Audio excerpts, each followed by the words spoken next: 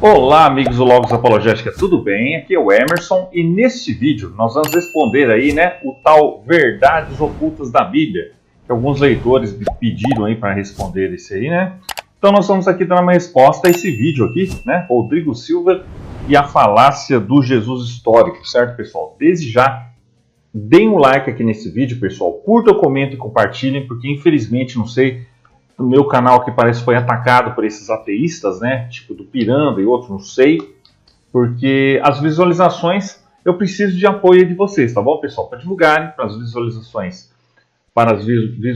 crescerem, tá bom, pessoal? Então peço a ajuda de vocês, porque esses vídeos que eu faço são de alto valor, trazem a verdade aqui para responder esses céticos, tá? Então peço o apoio de todos aí, pessoal. Tenham aí um apoio, uma moral aí, divulguem seus grupos, chamem inscritos, tá bom? Inscrevam-se no canal, tá? E sigam o blog, tá? Então vamos ver aqui o que o amigo diz aqui. Eu já falei sobre isso, já temos vários posts e vídeos sobre as evidências de Jesus, da essência histórica de Jesus. Já falamos sobre isso, que os evangelhos são sim um tipo de gênero de biografia greco-romana. Ele deve ser levado a sério. Eu vejo, pessoal, que esses vídeos de YouTube trazem muita desinformação, muitos trazem desinformação simplista, e que o público leigo, aí, esse pessoal aí que não sabe não sabe muita coisa, vê esses vídeos e tomam como verdade. Então é importante, pessoal, darmos uma resposta, principalmente uma contra-resposta, uma resposta trazendo autores que respondem esse pessoal, tá? Então, nesse caso, vocês podem ver aqui nos livros na descrição, tá bom? Então vamos ver aí, o que ele diz aqui. Eu já falei sobre isso, sobre Plínio, Suetônio, tem vários posts sobre isso. Vamos ver aqui, certo? Ver aqui o que ele diz.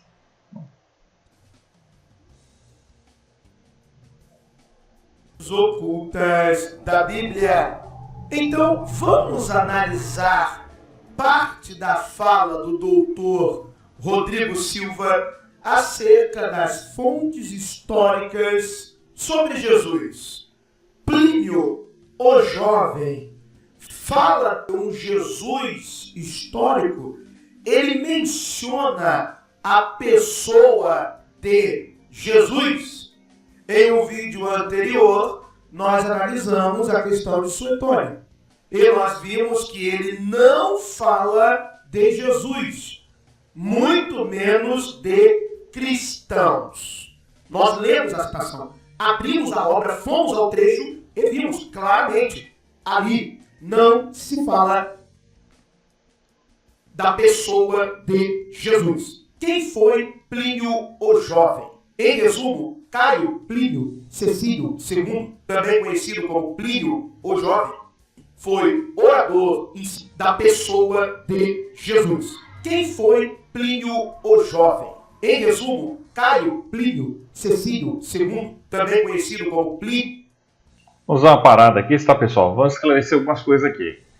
É óbvio que eles falam de uma forma, ele quer induzir aqui no caso, nossa, deveria ter apresentado o RG, o CPF de Jesus ali. Não é assim, pessoal, que funcionava, O importante é nós entendermos o seguinte: primeiro, os evangelhos podem ser levados como documentos históricos sérios? Sim, nós também podemos ver isso com seriedade, sim. Não é manipulação, não é simplesmente essa alegação de que Jesus foi inventado ali pelos evangelhos. Não é. Por quê?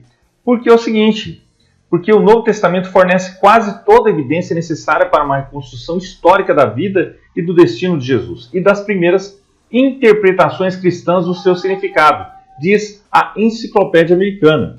Os céticos talvez não aceitem a Bíblia como evidência da existência de Jesus. Todavia, especialmente dois argumentos baseados em relatos bíblicos ajudam a comprovar que Jesus esteve mesmo na Terra. Certo? Já falamos sobre isso. Interessante que mesmo a Enciclopédia Britânica chega à conclusão: estes relatos independentes provam que nos tempos antigos nem os oponentes do cristianismo jamais duvidaram da historicidade de Jesus, que foi questionada pela primeira vez e em bases inadequadas em fins do século XVIII, durante o século XIX e no início do século XX. Então, partindo desse princípio, é que eu quero falar sobre isso, certo? Se nem os inimigos do cristianismo ali duvidaram da essência de Jesus, Celso e outros, porque esse pessoal aqui que nem sabe às vezes que comeu, tem esse pessoal como risadinha aqui, o amigo, palestrinha aqui, né, no caso, ficam falando de coisas que eles alegadamente conhecem história, conhecem tudo, só que eles não usam esse critério para outros personagens históricos, certo? Não usam esse mesmo critério para outros escritos de personagens históricos. Então nós vemos aqui que é diferente, né? Eles usam dois termos aqui. Obviamente que Jesus não era um político, não era um rei material, quer dizer, né? Comumente conhecido. Então obviamente que não seria tão notado imediatamente assim. Foi com o tempo, porque a missão de Jesus foi também salvífica, né? Não foi uma missão revolucionária política. Por isso que Jesus não foi conhecido como um agitador, né? Então é preciso entender nesse sentido. E como foi o desenvolvimento das informações sobre Jesus, né, ali. Então, ele não foi meramente um político, porque com certeza se fosse um político, um rei, um material, simplesmente seria com certeza mais conhecido, mais evidenciado nesse sentido. Mas óbvio que a missão de Jesus, como também é uma missão salvífica, teve uma progressão. Mas os relatos, sim, merecem ser levados a sério, os relatos evangélicos. Os relatos testemunhas oculares que estavam vivos na época. Então vamos ver aí, tá bom, pessoal? O jovem foi orador insigne, jurista político e governador imperial na Bitínia. Plínio viveu entre o ano 61 até o ano 114. Ele viveu de 61 a 114 depois de Cristo. Primeira observação então que temos, Plínio não foi um contemporâneo de Jesus. Tá, então nós precisamos voltar a outra coisa aí. Quem disse que é exatamente prova, precisamos atestar um personagem histórico, que a pessoa de que esteja relatando tem que ser contemporânea a ela, né? Então eu sei que ele está falando aqui que não é necessário isso, no caso de Plínio. Mas isso não é regra. Muitos, Plutarco foi relatar sobre Alexandre 300, 400 anos depois. Então isso não é regra, pessoal, que a pessoa, o historiador que tem que estar ali vivo, tem que ser contemporâneo da pessoa que ele está relatando, pessoal. Né? Então isso não é historiográfico, né? Se fosse assim, nós temos que descartar vários personagens históricos nesse sentido. Então. Para muitos historiadores, as cartas de Plínio a Trajano são os primeiros documentos não neotestamentários sobre o cristianismo. Especificamente,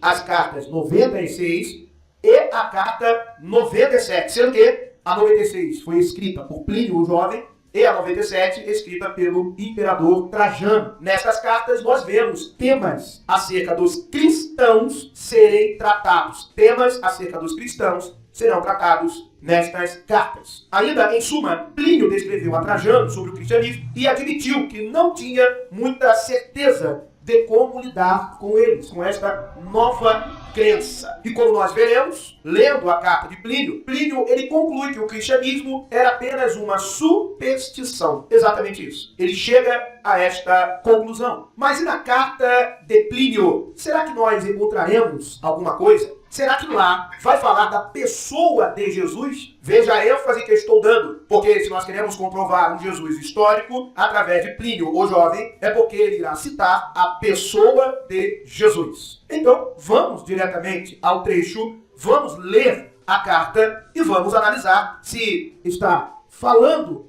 abertamente Plínio acerca da pessoa de Jesus. O Jesus dos evangelhos, o Jesus que nasceu no ano 0, o Jesus que caminhou pela Judéia, que fez milagres, que teve 12 apóstolos. Vamos à leitura. Cartas de Plínio a Trajano. Vamos ler então. Tá, então aqui ele vai citar a carta, né, de Plínio, tá? Que eu já publiquei também no blog do Logos, tá?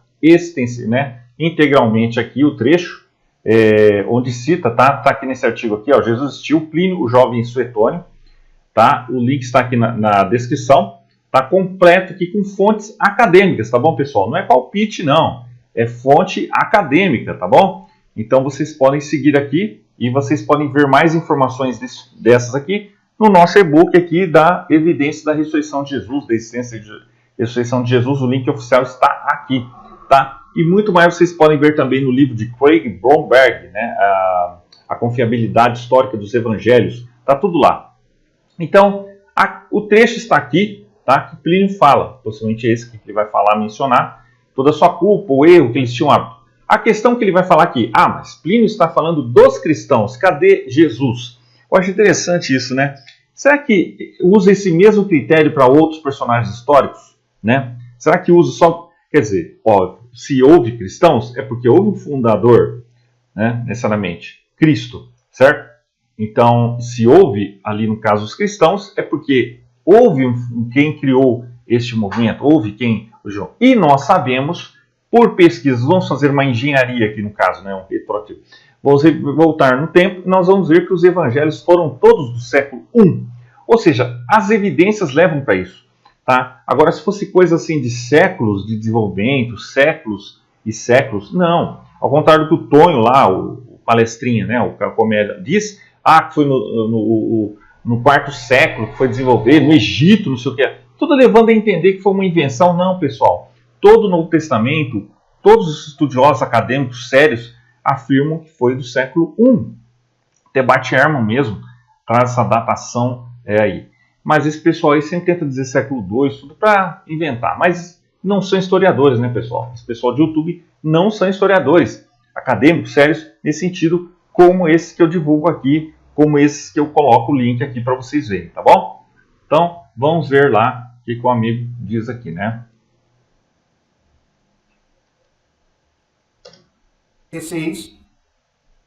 Plínio ao imperador Trajano, revista Prometheus Filosofia, a tradução das cartas que foi feita por Tiago David Stadler. No trecho que temos irá dizer, por exemplo, apareceu fixado em um lugar público uma denúncia anônima contendo um grande número de nomes, aos que negaram ser ou terem sido em algum momento cristãos. A estes, que devia deixá-los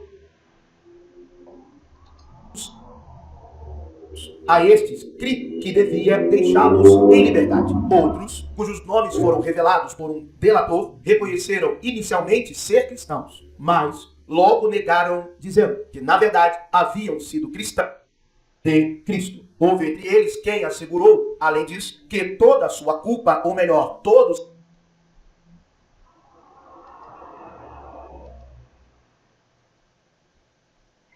Vamos avançar aqui, né, pessoal? Quem está citando a carta aqui, eu também já postei isso aqui.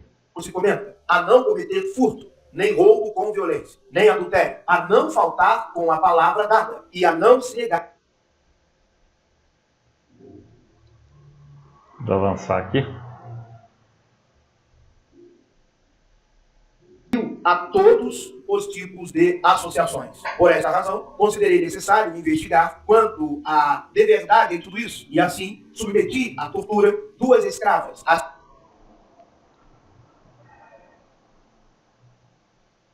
de pessoas que eram conhecidos como cristãos, que adoravam a um Cristo como se fosse um Deus. Adoração essa que muitos já haviam abandonado a época do próprio Plínio. E que também, se você reparou no que nós lemos, mulheres eram ministras do cristianismo. Também vemos que eles entoavam cânticos antes do nascer do sol. Precisa falar alguma coisa? Quem é um estudioso aqui do canal sabe muito bem o que este ritual significa. Como nós já falamos aqui, o cristianismo começa de verdade como uma religião de mistérios. Como todas, muitas outras assim também eram à época. Então nós vimos até que esse tipo de cristianismo descrito por Plínio, eu peguei uma descrição direta da invenção dele.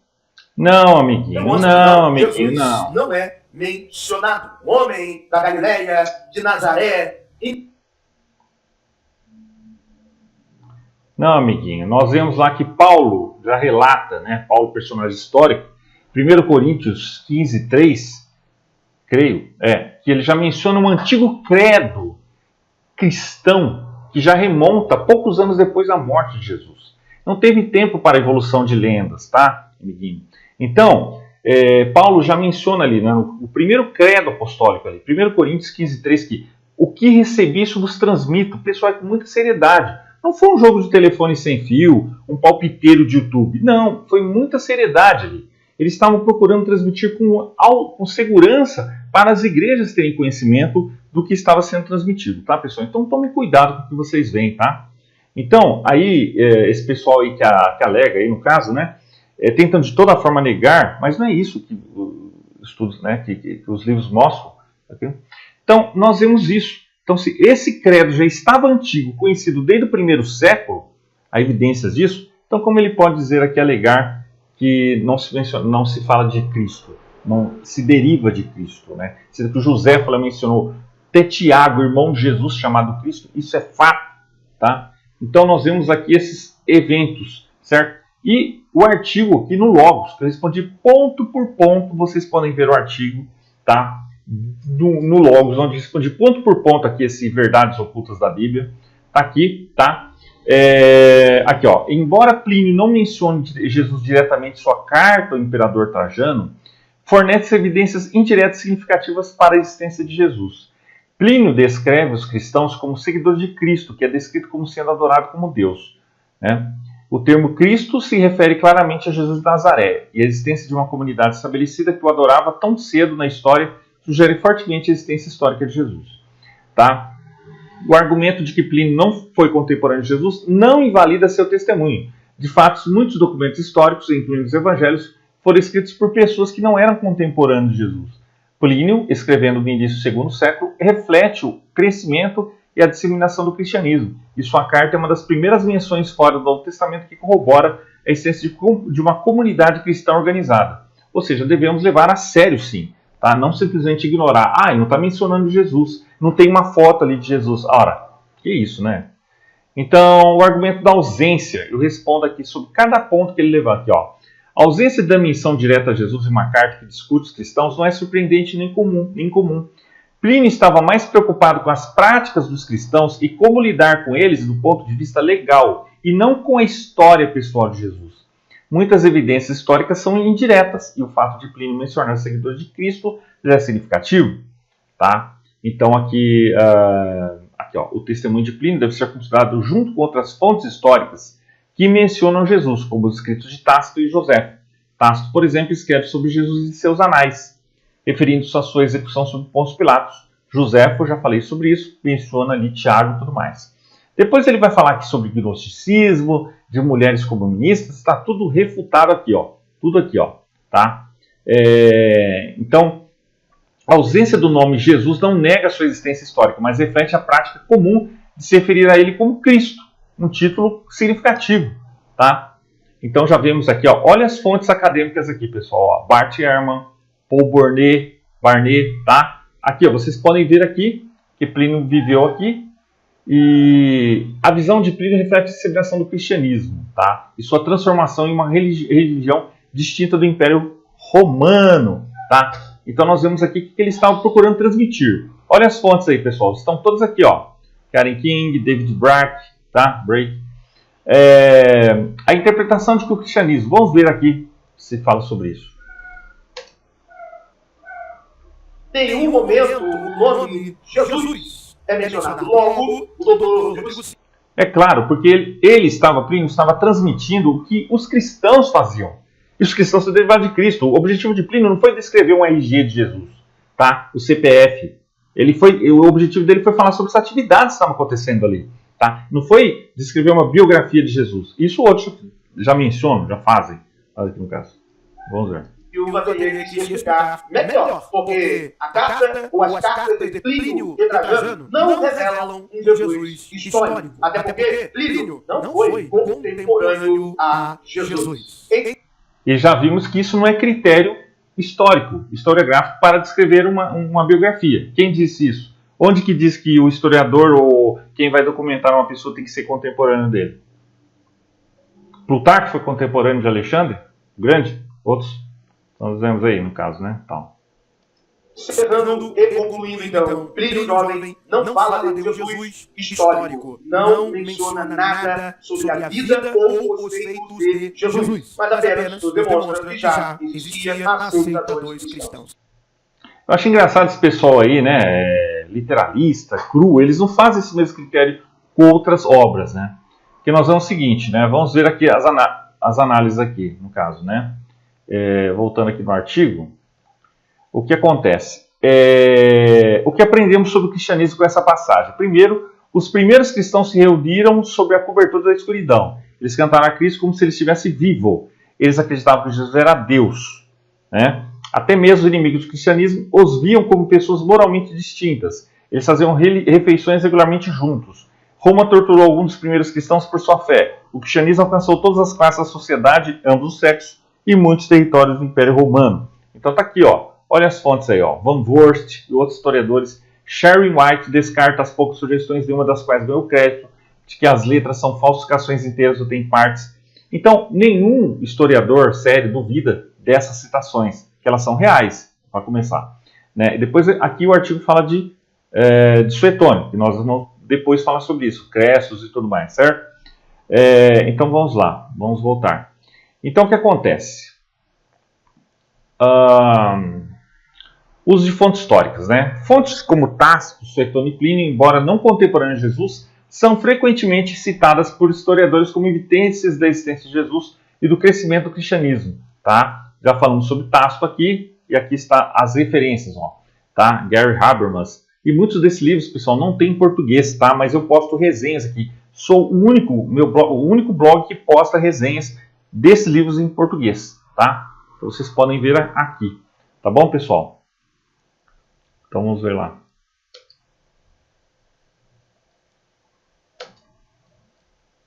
E que, sinceramente, se nós observarmos bem aquilo que está narrado, são cristãos que praticavam o cristianismo gnóstico. E eu não estou me referindo a gnosticismo, mas a gnose já era praticada e exercida. Não, eu já respondi aqui, no caso, né? As práticas descritas por Plínio, como a adoração a Cristo e a observância de certos preceitos morais, são mais consistentes com o cristianismo ortodoxo primitivo do que com o gnosticismo.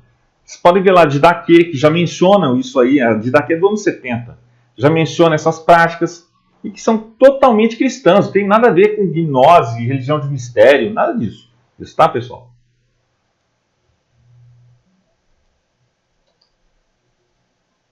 Entre os primeiros cristãos, lembre-se, mulheres eram ministras do cristianismo na época de Plínio o Jovem. Muito obrigado. Então, sobre a questão de mulheres ministras, eu respondi aqui, né? A menção de mulheres como ministras no cristianismo primitivo por Plínio não é uma evidência de gnosticismo, mas sim de práticas e papéis religiosos que existiam em diversas formas do cristianismo inicial. A presença de mulheres em posição de liderança ou com participações ativas é documentada em outras fontes do cristianismo primitivo e não se limita ao gnosticismo.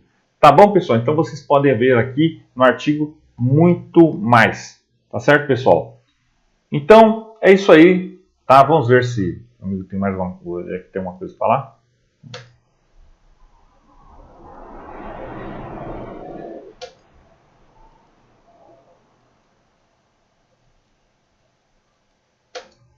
Tenha assistido a mais um vídeo no canal Verdade Oculta da Bíblia. Que o verdadeiro Deus abençoe a todos. Terminou por aí. Então é isso aí, pessoal. Se vocês gostaram do vídeo, curtam, comentem, compartilhem, tá? Divulguem em seus grupos, tá bom, pessoal? Chamem inscritos no canal, tá? E tudo que vocês forem comprar, tá? Vocês forem comprar aí online, vocês forem comprar, vocês falem comigo, porque assim eu divulgo o link também. Tá bom, pessoal? Então é isso aí. Se vocês gostaram do vídeo, curtam, certo? Um abraço e até mais.